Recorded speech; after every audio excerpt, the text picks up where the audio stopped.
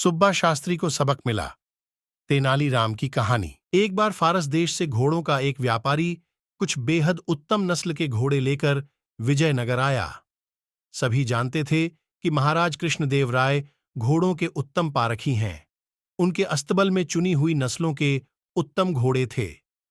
महाराज ने फारस के व्यापारी द्वारा लाए गए घोड़ों का निरीक्षण किया तो पाया कि वे घोड़े दुर्लभ नस्ल के हैं। उन्होंने व्यापारी से सभी घोड़े खरीद लिए क्योंकि वे अपनी घुड़सवारी सेना को और मजबूत व सुसज्जित करना चाहते थे। जब घोड़ों का व्यापारी चला गया तो महाराज ने अपनी घुड़सवार सेना के चुने हुए सैनिकों को बुलाया और एक एक घोड़ा देते हुए उसकी अच्छी तरह देखभाल और उसे भलीभांति प्रशिक्षित करने को कहा। साथ ही यह भी कहा कि घोड़ों के प्रशिक्षण व भोजनादि का सारा खर्च राजकोष वहन करेगा। तेनालीराम को जब पता चला तो वह भी महाराज के पास पहुंचा और एक घोड़ा अपने लिए भी मांगा। उसे भी एक घोड़ा दे दिया गया। तेनालीराम ने घोड़े को घर लाकर अस्तबल में बांध दिया, लेकिन उसे न जाने क्या सूझा कि उसने अस्तबल के सामने की ओर भी दीवार उठवा दी। अब अस्तबल की स्थिति कुछ ऐसी हो गई थी कि न तो वह घोड़ा कहीं बाहर जा सकता था और न ही कोई उस अस्तबल में प्रवेश ही कर सकता था। तेनालीराम ने अस्तबल की दीवार में एक छोटी सी खिड़की छुड़वा दी थी जहां से घोड़े को दाना पानी दिया जा सके। उसी खिड़की से तेनालीराम घोड़े को हरी घास दाना पानी देता और घोड़ा भी खिड़की से अपना मुंह बाहर निकालकर उसे मुंह में दबाता और भीतर खींच लेता। घोड़े को पानी भी इसी खिड़की द्वारा पहुंचाया जाता। करीब 1 महीने बाद महाराज ने घोड़े की सुध बुद्ध ली और यह जानने की कोशिश की किस प्रकार उसकी देखभाल व प्रशिक्षण का काम चल रहा है।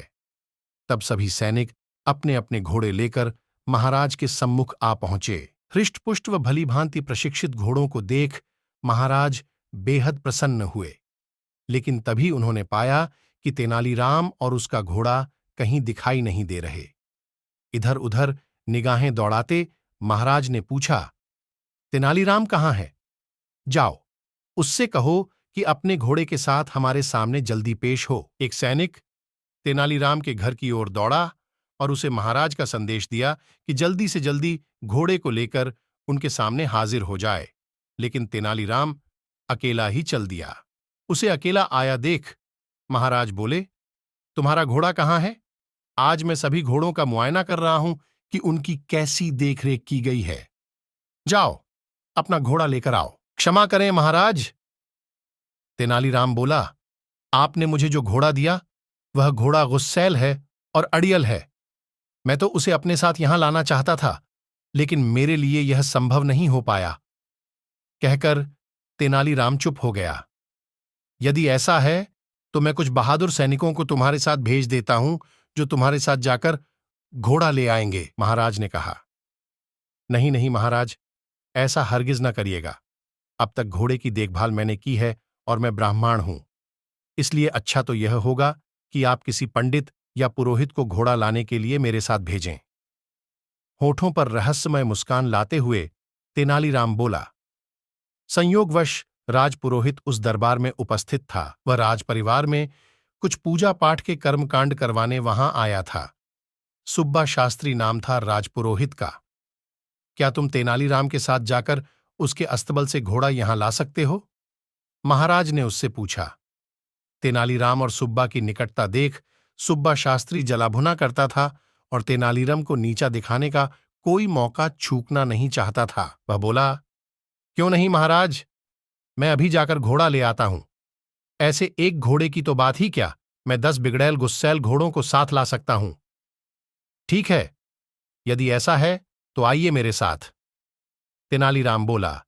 जब सुब्बा शास्त्री और तेनालीराम जा रहे थे तो रास्ते में तेनालीराम बोला, शास्त्री जी, मैं जानता हूं कि आप विद्वान हैं और मैं यह भी जानता हूं कि आपने अश्वशास्त्र का अध्ययन भी किया है।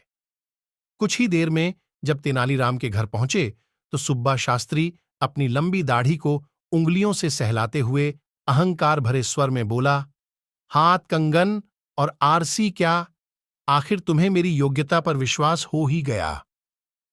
लेकिन शास्त्री जी, मेरा घोड़ा कोई साधारण घोड़ा नहीं है, इसलिए मेरा कहना माने तो पहले खिड़की से झांक कर देख लें।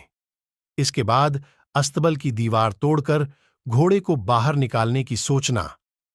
अपने होठों पर कुटिल मुस्कान लाते हुए बोला, तेनालीराम। तेनालीराम ने भी जैसे उस दिन सुब्बा शास्त्री से पुराना हिसाब किताब चुकता करने की ठान ली थी। इधर जैसे ही सुब्बा शास्त्री ने दीवार में बनी खिड़की में अपना हाथ डाला, तुरंत घोड़े ने उसकी दाढ़ी पकड़ ली। दरअसल वह उसकी दाढ़ी को भूसे का ढेर समझ बैठा था।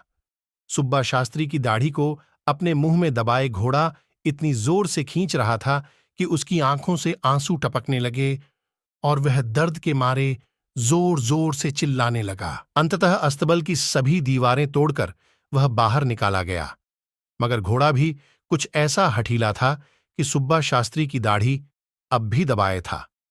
कोई और रास्ता न देख उन्हें उसी अवस्था में राजमहल की ओर जाना पड़ा।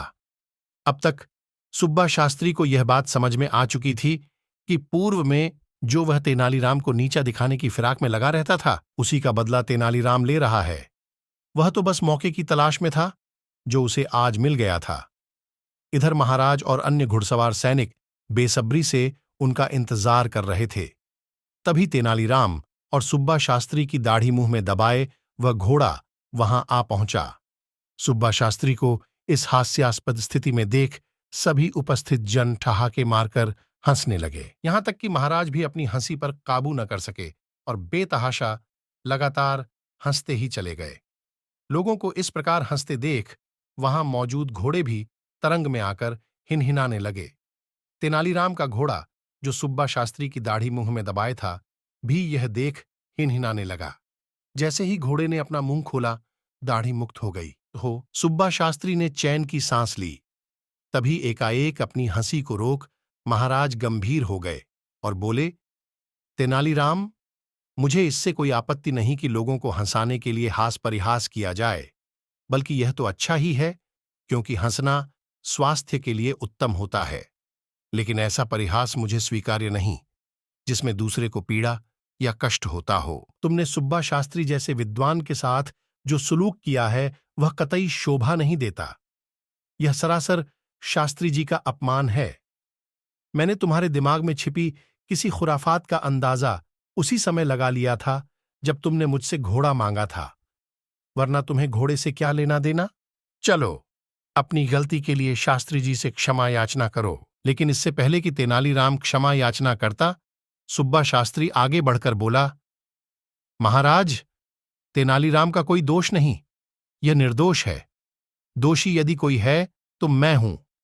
मैं तो हमेशा तेनालीराम को नीचा दिखाने की फिराक में लगा रहता था और कई बार तो मैंने इसका अपमान भी किया, लेकिन मेरे दुर्व्यवहार को यह बेचारा चुपचाप सहन कर गया। एक शब्द तक मुंह से नहीं निकला कभी।